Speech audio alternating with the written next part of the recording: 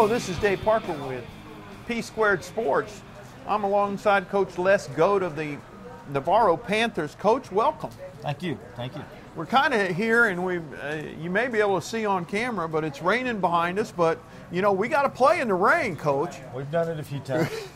Well, we've been talking to mostly 4 and 5A coaches tonight, and it is a tremendous challenge when you're coaching in a smaller program. Tell us a little bit about some of the dynamics of being a head coach in a smaller environment. Well, you know, the enrollments being smaller, you've got less kids to work with, less coaches to work with. I think there's some pros and cons. I think obviously one of the negatives is you don't have as many athletes to choose from. Every kid is a little bit more valuable to you. You know, the depth situation is not real positive for you. But on a positive note, from a kid's standpoint, it's a good situation because there's lots of opportunities for them. They don't get lost in the mix. You can't get lost in there. And from a coaching standpoint, you develop a lot closer relationships, I think. I'm real fortunate. I've coached at all levels. I've been in 1A. I've been a head coach in 5A. So I understand the differences in all of them. And I like the 3A size. One of the things about us specifically is we're one of the smallest 3As. So that creates even another challenge because we have so many kids that have to go both ways, and we just don't have the depth that some of the teams we play against. Give me how many coaches do you have on your varsity staff? We have 8 total coaches at the high school, and that's for 9 through 12. Wow. So you've got a lot of responsibility there. About how many kids do you have in the program? We'll have about 100 in 9 through 12. That is great. We'll have 3 teams. We'll have a freshman team, a JV team, and a varsity team. Now, how many kids in the school total? We turned in 496 this last time. Okay, so we're talking about, let's say, 500 kids, 250 boys, 250 girls. Absolutely. And you've got 100 of them? About 100 of them. You got just almost half of your kids at Navarro are playing football. Yeah, I'd say that's about right, close to it. And these kids, a lot of them, their parents played there and so on? It's a small country town, but it's kind of turned into maybe a bedroom community to some degree. There's subdivisions that have cropped up. So there's a lot of new folks in the school district that didn't necessarily grow up there. Okay. You know, I don't think a lot of people realize that maybe out in the audience what it means to a coach when you've got a kid going both ways. It's really hard to make adjustments in a football game when the kid's not on the sideline and you can't talk to them. Absolutely. 2 years ago, with the best season in Navarro history, we went to the state quarterfinals. Cool. And our starting quarterback was also the starting free safety. And he was the best. Actually, he ended up being the district MVP that year, so he was a pretty quality player. But you couldn't make adjustments on either side of the ball.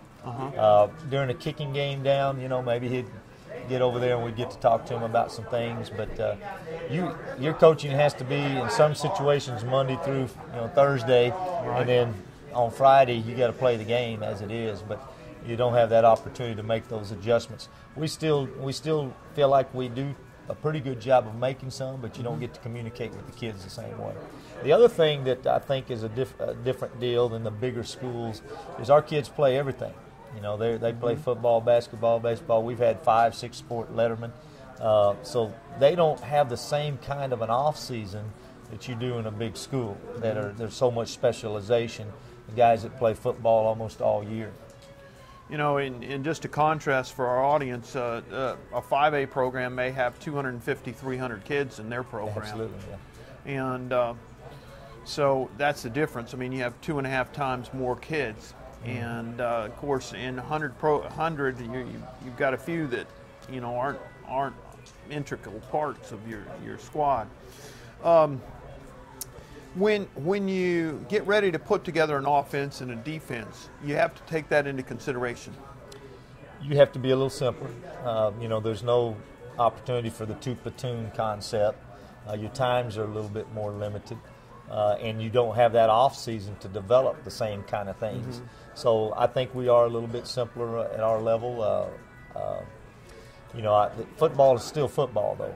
And you're still going to develop the same type of things, but you may just not have as much time to establish as many multiple things as maybe the bigger schools do. You know, and I guess another thing that is involved during the season per se, you're traveling almost every week. Yeah, absolutely. You know, we're on the road and taking care of the things. You know, the coaches take care of all the things. You know, so the varsity staff, they're all coaching sub-varsity teams as well. So freshmen and JV and so forth. Well, you guys get to go up to Fredericksburg and play the Billies, and yep, got some long road trips. Bandera is another long road trip for us. That's quite a distance. So, if you were to give, you know, you said you've coached at different levels. If you were to give a young coach some advice today, and many coaches will be watching you, what would you say do? How would you start your career, and where would you go? Well, I think there's some things in consideration. I think you kind of have to decide what it is you want to be doing and where you want to be doing it at, and maybe have a vision for the future for yourself.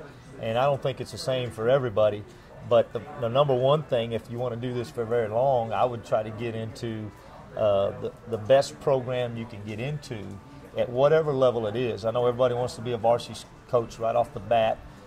Everybody wants to be at the place that wins big right off the bat. Everybody's looking at how much money they're making.